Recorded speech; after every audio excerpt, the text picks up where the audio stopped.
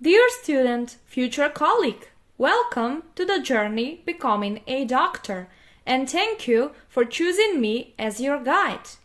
In this video, we will learn about the cardiac action potential, what an action potential is, how it is created, and also the importance of it.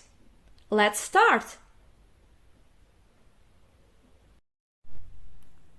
All cells within the body have a characteristic resting membrane potential.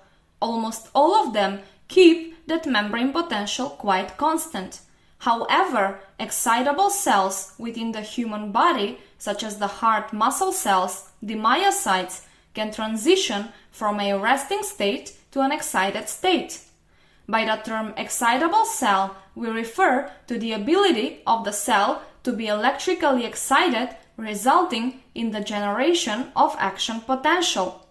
Action potential is defined as a rapid change, a rapid rise and fall of voltage across the membrane, causing the muscle cell to contract.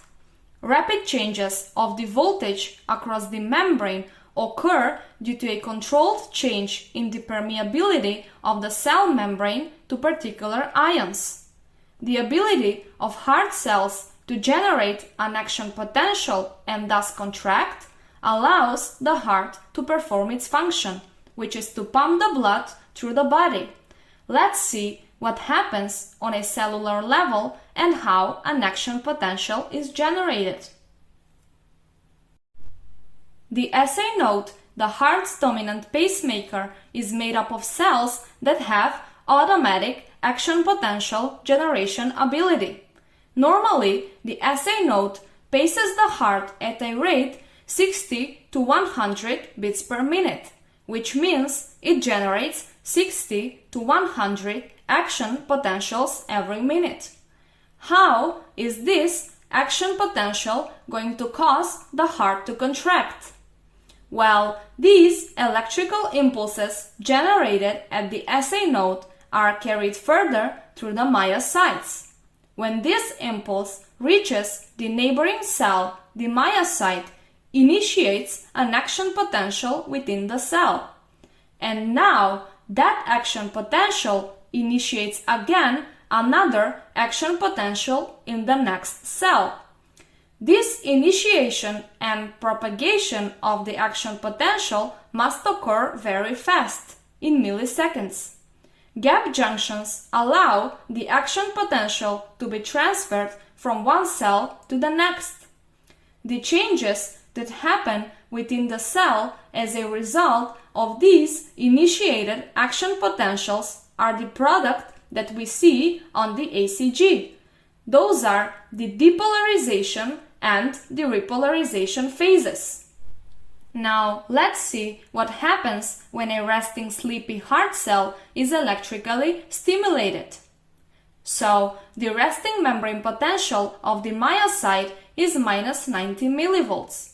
They are negatively charged within the cell and positively charged on the outside.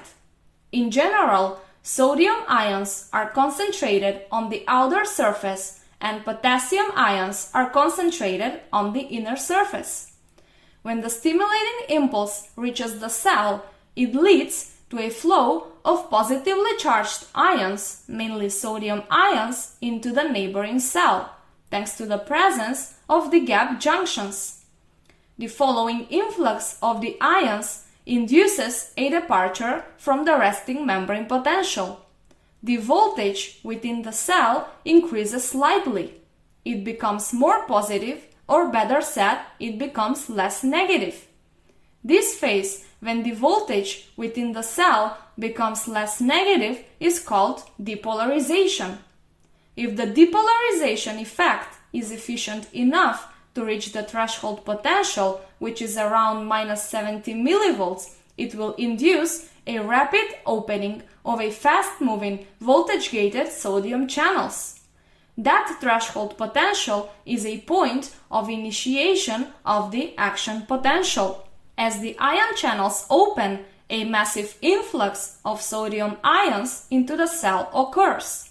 As a result of that, the voltage within the cell rises rapidly from -70 to about +50.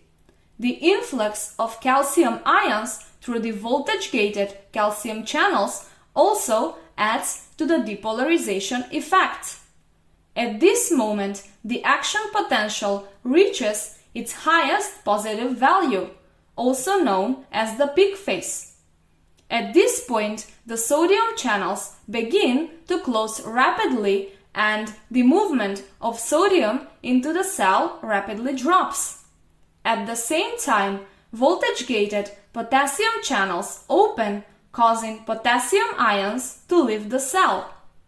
As a result of the efflux of potassium ions, a decrease of voltage within the cell is expected. So, the interior of the cell becomes a little bit more negative than the previously reached highest positive value.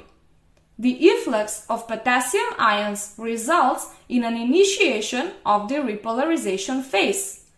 Repolarization is the phase of the action potential where, as a result of the efflux of potassium ions, the cell experiences a drop in voltage, or it becomes less positive.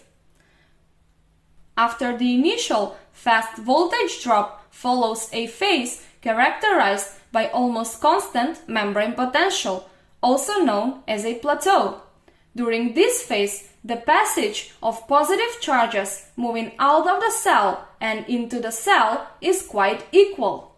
The activated potassium channels enable potassium ions to leave the cell, and at the same moment, the previously activated calcium channels during the depolarization phase enable calcium ions to move into the cell.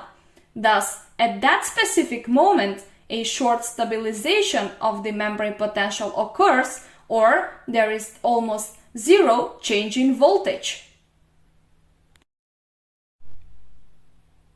Okay, now let's dive deeper to see what happens within the cell as a result of these changes. When the calcium ions enter the cell, they attach on receptors within the cell located on the sarcoplasmic reticulum, initiating more calcium ions to be released from the sarcoplasmic reticulum. This process is known as a calcium-induced calcium release. The release of calcium ions from the sarcoplasmic reticulum increases the concentration of calcium ions within the cell. When the calcium levels within the cell increase, they bind to troponin complex, enabling tropomyosin to detach from the myosin binding sites on actin. As soon as the actin binding sites are exposed, the contractile proteins actin and myosin can form a cross bridge, and thus the muscle cell contracts. Shortly after that, calcium channels close, and the influx of calcium ions stops completely. Calcium ions within the cell are now actively pumped back into the sarcoplasmic reticulum thanks to the presence of calcium ATP pump.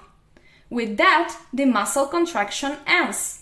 But at the same time, potassium channels within the cell membrane remain open. So, potassium continues to massively leave the cell, and as a result, the positive charge within the cell significantly drops. This decrease of voltage within the cell due to the efflux of potassium ions, known as a repolarization phase of the action potential, will enable the membrane to reach the resting membrane potential again. The voltage-gated potassium channels close when the membrane potential is restored to about -90 millivolts, and at this point only leak potassium channels remain open to help the resting membrane potential to be reached. All of these upward and downward deflections of the action potential of the heart can be recorded using the ECG.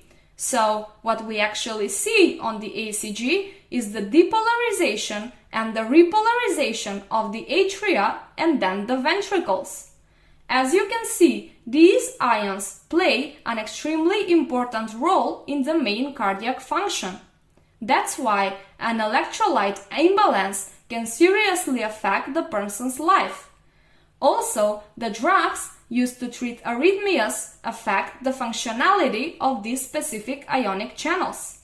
According to their mechanism of action, they are classified as sodium channels blockers, potassium channels blockers, calcium channels blockers, and beta blockers. Thus, they act on a different phase of the action potential.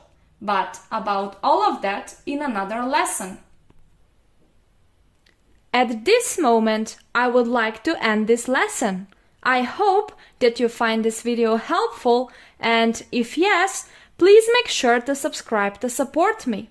Thank you for watching, and I hope to see you in the next video.